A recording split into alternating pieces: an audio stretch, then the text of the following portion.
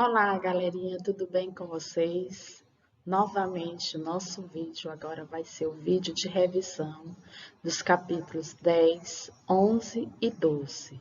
Sou a professora Elkiane Luz, com o componente curricular, e vamos agora à nossa revisão. O que são grandezas e medidas? As grandezas são atributos dos objetos que são possíveis de serem medidos. Assim, o volume, a massa e o comprimento são grandezas. Mas se falarmos da cor, importância e utilidade, por exemplo, não são grandezas, porque não podem ser medidos. Então, tudo que é medido é grandeza. Então, tudo aquilo que se pode medir num objeto ou contar numa coleção é chamado de grandeza. Então, aquilo que se pode medir e contar é chamado de grandeza. A medida é uma forma de comparar duas grandezas de mesma espécie, por exemplo, dois comprimentos, duas áreas, dois volumes. Ao comparar, geralmente não basta saber se é maior ou menor, pesado ou leve. É preciso saber quanto é maior, menor, mais pesado ou mais leve. Por isso temos que medir. Então, tá aí a diferença. Então, tá aí o que? O conceito do que é grandeza e do que é medida. Instrumentos de medida. Nós temos aqui algumas figuras com instrumentos de medida. Nós temos um rapaz que está em cima de uma balança. Então, qual é o instrumento? A balança. Qual a unidade? O quilograma. E a grandeza? A massa, né? Porque vai medir a massa do corporal dele. No segundo, nós temos aqui um instrumento que é a trena. A unidade é o metro. E a grandeza? O comprimento. Nós temos também a figura de um relógio. Então, o instrumento, o relógio, a unidade, hora e a grandeza, o tempo. Temos uma jarra que mede suco, mede água, né? Faz a medição. Então, o instrumento, a jarra mediadora. A unidade, o litro, e a grandeza, a capacidade. Então, aí está a capacidade, quantidade de água que é colocada na jarra. No caso, a unidade será o litro. Área. Do latim área, o conceito de área refere-se a um espaço de terra que se encontra compreendido entre certos limites. Neste sentido, uma área é um espaço delimitado por determinadas características geográficas, zoológicas, econômicas ou de outro tipo.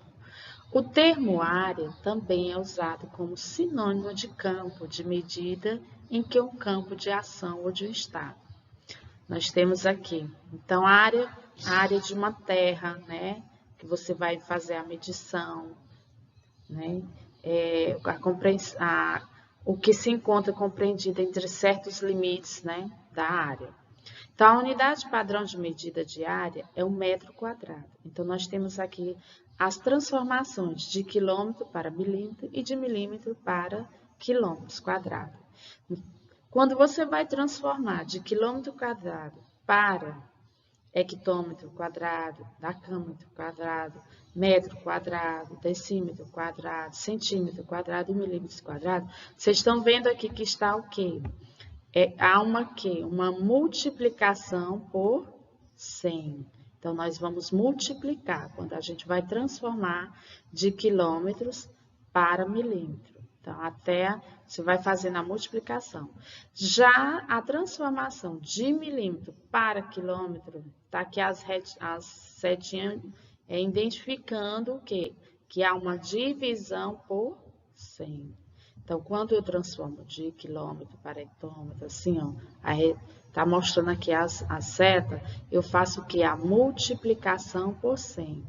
E quando eu transformo, no caso de milímetro para centímetro, decímetro, metro, decâmetro, hectômetro e quilômetro, eu faço o que? A divisão por 100.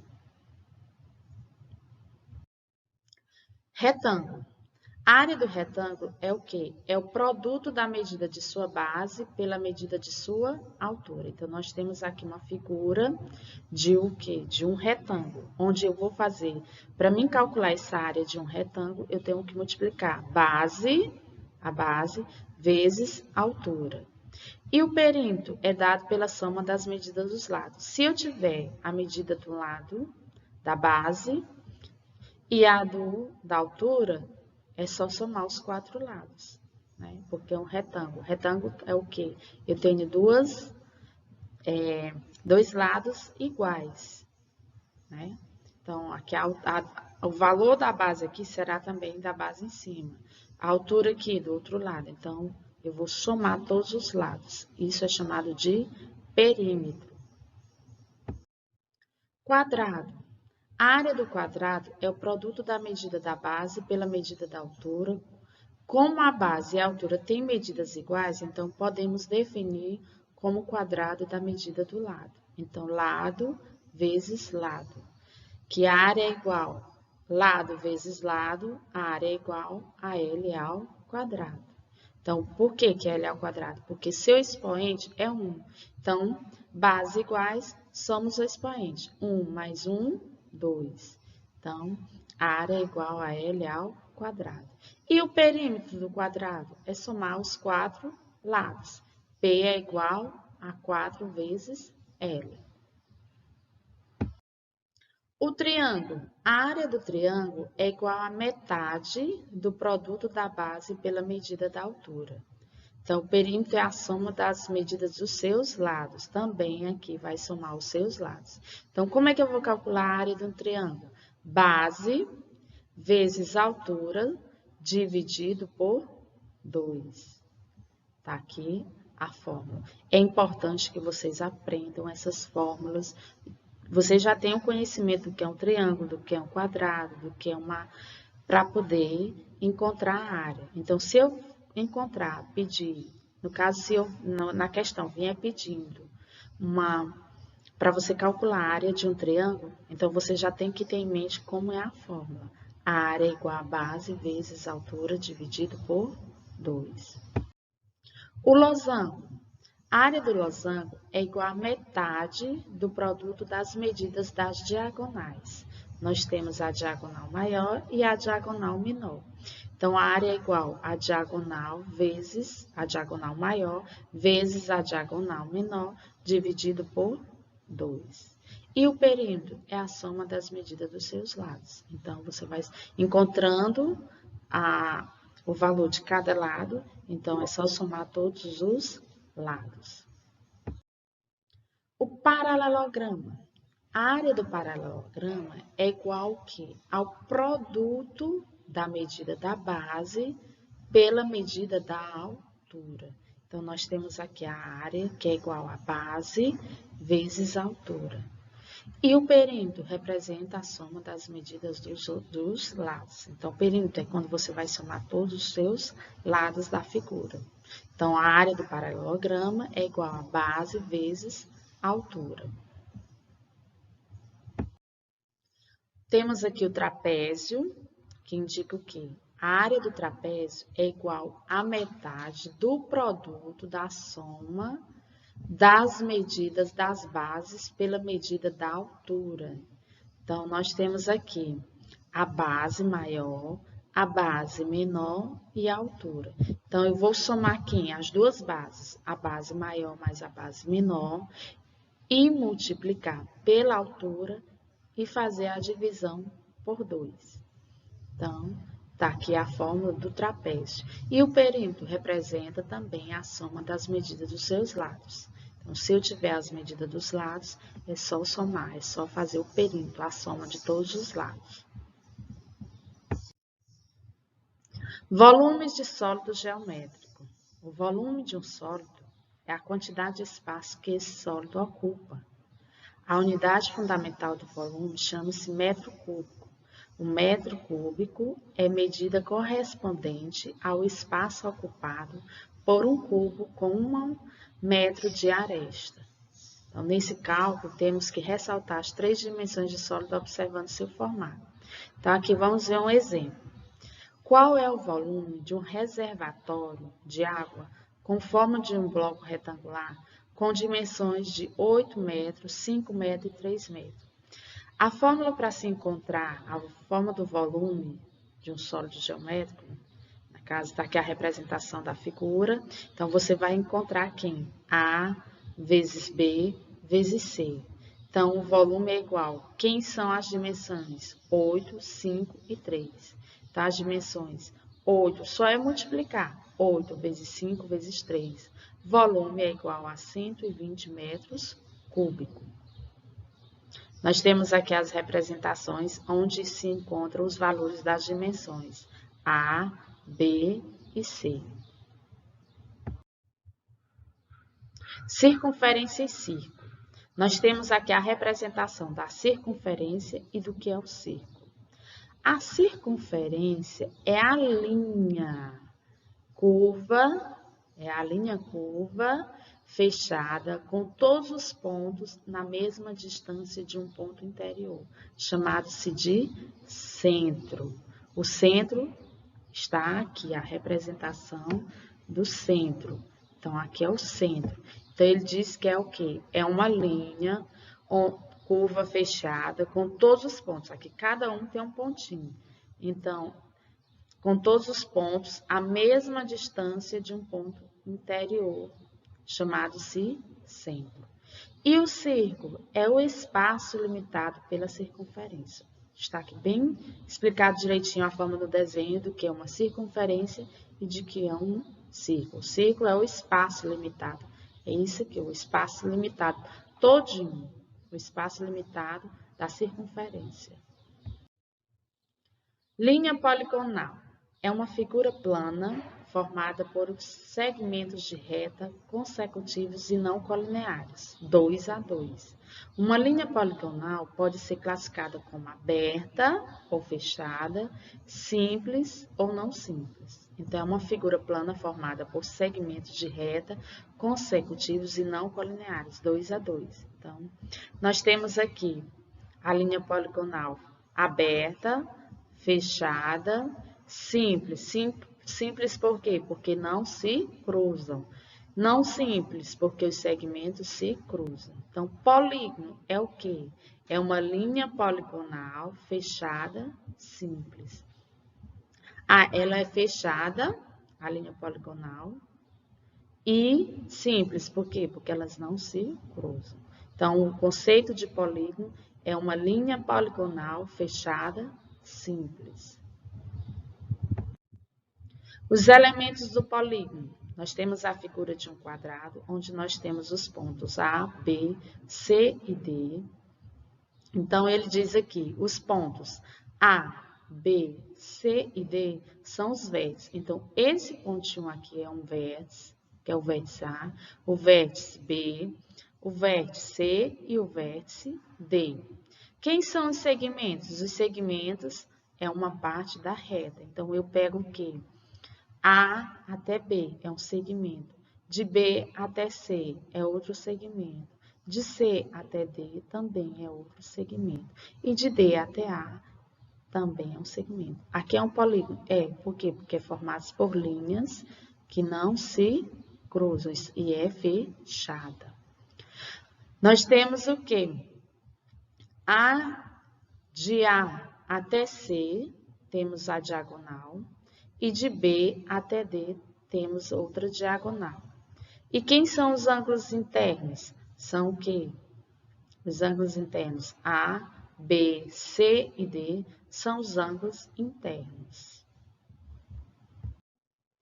Polígonos não convexo ou côncavo, polígono convexo. O polígono não convexo é quando sua extremidade está dentro do interior do polígono. No caso aqui, ele não está dentro, ele está fora, essa parte está fora. Essas figuras que vocês estão vendo representadas aqui, sua extremidade não está dentro do polígono. Ele possui partes fora do polígono, então por isso que é chamado de não convexo. Olha a figura aqui dos convexos. Sua extremidade está plana, está dentro do plano, está dentro da figura, do polígono. Então, é um polígono convexo. Então, está aí a diferença entre os polígonos não convexos e o polígono convexo. Soma dos ângulos internos. É representado pelo SI, que indica soma dos ângulos internos. A soma das medidas dos ângulos internos de um polígono convexo com N lados é dado pela fórmula SI é igual N. N representa o quê? O número de lados. Menos 2 vezes 180, que nós sabemos que a soma dos ângulos internos é igual a 180. Então, SI é igual a N menos 2 vezes 180 graus. Exemplo, a soma das medidas dos ângulos internos de um polígono é igual a 1880. Calcule o número de diagonais desse polígono. Está aí um exemplo para vocês fazerem, para vocês tentarem, que eu garanto que vocês vão conseguir fazer esse exemplo aí. Fica aí a dica. Ele diz o quê? Que a soma das medidas dos ângulos internos. Então, a soma, quem vai ser 1080. Você vai calcular o quê? O número de lados. Então, é só substituir o SI, que é igual a 1080, e fazer a resolução do problema, que aí você encontra o número de lados. Acredito que vocês são capazes de fazer esse exemplo aí. A soma dos ângulos externos é representado pelo SE, indica soma dos ângulos externos. A soma das medidas dos ângulos externos de um polígono convexo com N lados é igual a 360. SE é igual a 360. Outro exemplo aqui que eu vou deixar para vocês fazerem, né? Ele diz, determine o polígono cuja soma das medidas dos ângulos internos é igual ao dobro da soma das medidas dos ângulos externos. Então, ele diz que é o dobro. Você sabe quem é esse dobro? O valor? Não. Então, vai ser apresentado por 2x, que você pode substituir por qualquer letra do alfabeto. Então, no lugar de SE, você pode botar 2x e igualar quanto? 360. Que aí você vai encontrar a soma das medidas dos ângulos externos. Tá aí a dica. Façam esse exemplo que garanto que vocês vão aprender. Triângulo é o polígono de 3 lados. Nós temos os elementos do triângulo. Assim, o lado BC pode ser representado pelo lado A. O lado AC poderá ser denominado como B. E o lado AB pode ser denominado como C. Então, AC é o lado B, BC é o lado A e AB é o lado C. Então, BAC, ACB e CBA são ângulos internos do triângulo. E os ângulos AB mais BC mais AC, que é igual aos lados AB, A mais B mais C, indica o quê? O perímetro do triângulo. Probabilidade. Probabilidade, a palavra já diz, que é provável, né? Então, é conveniente dispormos de uma medida que exprima a incerteza presente em afirmações, tais como é possível que chova amanhã? Ou não há chance de vitória? Ou é provável que Adão tenha existido? Então, em termos de uma escala numérica que varia do impossível ao certo, essa medida é a probabilidade. Então, a probabilidade de chover ou não, de haver vitória ou não, se Adão tem existido ou não. Assim, a probabilidade quantifica a incerteza de um acontecimento. Toda pesquisa estatística precisa atender a um público-alvo, pois é com base nesse conjunto de pessoas que os dados são coletados e analisados de acordo com os princípios da pesquisa. Então, nós temos a população, constitui um conjunto de pessoas que apresentam características próprias. Nós temos a amostra, diz respeito ao subconjunto da população, a fração ou uma parte do grupo. Em alguns casos, seria impossível entrevistar todos os elementos de uma população, pois levaria muito tempo para concluir o trabalho, ou até mesmo seria financeiramente inviável. Dessa forma, o número de entrevistados corresponde a uma quantidade determinada de elementos do conjunto, uma amostra. Nós podemos citar o exemplo, por exemplo, de uma escola. Na escola, nós temos a população da escola, que são os alunos, são os professores, a parte administrativa, né? Então, essa é a população. Caso aquela escola seja sorteada para fazer uma entrevista, nós não vamos entrevistar todos os professores, todos os alunos, toda a parte administrativa. Não. Vai ser selecionado. Então, há uma amostra. Então, vamos pegar alguns e fazer a amostra com relação àquela população da escola. Pesquisa censitária. Também pode ser conhecida por pesquisa de população, pois é o tipo de levantamento que obtém informações de todas as pessoas de um grupo.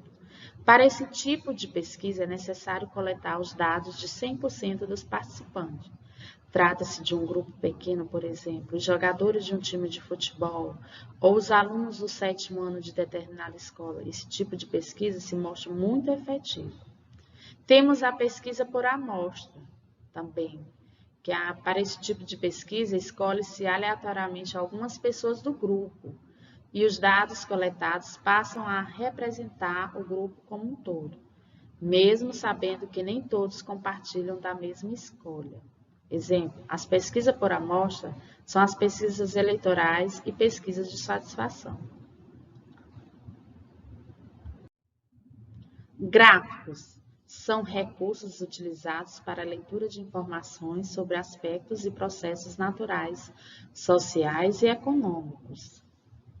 O gráfico representa as informações através de formas geométricas de maneira exata, informações numéricas. Os principais gráficos são colunas, barra, circular e de linha. Estamos aí as representações através das figuras dos gráficos. A média aritmética é uma medida estatística de posição, ou seja, ela nos fornece a posição de elementos que estão em rol numérico. A média aritmética ela pode ser analisada em duas situações. A primeira delas é o caso em que o rol numérico não possui elementos repetidos. Nessa situação, nomeamos essa medida de posição como média aritmética simples. Nós temos um exemplo aqui. Em um grupo de 6 amigos foram computadas suas idades. Determine qual a idade média desse grupo, né? Temos as idades 12, 13, 14, 16, 18 e 20. Para determinar se a medida de idades desse grupo, devemos somar todos os números e dividir essa soma pela medida de elementos do rol. Nós temos aqui, ó, x é igual. Eu vou somar todas as idades, que são 12 mais 13 mais 14 mais 16 mais 18 e mais 20, e dividir pela quantidade de pessoas. Não foram 6 pessoas que foram computadas suas idades, pesquisadas essas suas idades? Então, eu vou somar todas essas idades e dividir por 6. No caso, 12 mais 13 mais 14 mais 16 mais 18 e mais 20 é igual a 93. Dividindo por 6 pessoas, vamos dar aproximadamente 15,5 anos. Então, está aqui a média aritmética simples. Você soma todos os números pela quantidade de pessoas, com relação aqui à pesquisa, né, das idades. A média aritmética ponderada é utilizada em casos nos quais o rol numérico apresenta repetições. Para calcular a média aritmética ponderada de um rol numérico, devemos realizar o mesmo processo utilizando na média aritmética simples, ou seja, somar todos os elementos do rol e dividir a soma pelas quantidades de elementos. Então, temos um exemplo aqui. Determine a média entre os números 2, 2, 2, 4, 4, 4, 5, 5. Então, aqui, observe que os números repetem-se assim. Devemos multiplicar cada número pela quantidade de vezes que ele se repete. E isso deve ser feito com todos eles. Em seguida, devemos somá-los. A soma deles deve ser dividida pelo somatório dos pesos. Então, nós temos aqui, não são 2, são 3, 2. Então, eu vou só multiplicar. 2 vezes 3, no caso, mais 4 vezes 3, porque foram repetidos quantas vezes? 3. Mais 5 vezes 2, porque foram repetidos 2 vezes. Então, aqui, aí no caso, quantas vezes o 2 foram, no caso tem 3, 2, então 3. Quantos 4? 3. Quantos 5? 2. Então, aqui eu somo. Então, 2 vezes 3, 6. 4 vezes 3, 12. 5 vezes 2, 10. E somo os denominadores. 3 mais 3, 6, mais 2, 8. Então, 6 mais 12 mais 10, 28. E sobre 8. 28 dividido por 8 dá 3,5. Então, a soma deve ser dividida pelo somatório de pesos, que demos como resposta 3,5. Obrigada pela atenção. E eu desejo do fundo do coração muita luz, muita saúde, muita paz para vocês. E o próximo ano, o ano de 2022, venha com muita luz, muita paz, muito amor no coração. É o que eu desejo do fundo do coração a todos vocês. Um Feliz Natal e um feliz Ano Novo, cheio de paz. Até logo!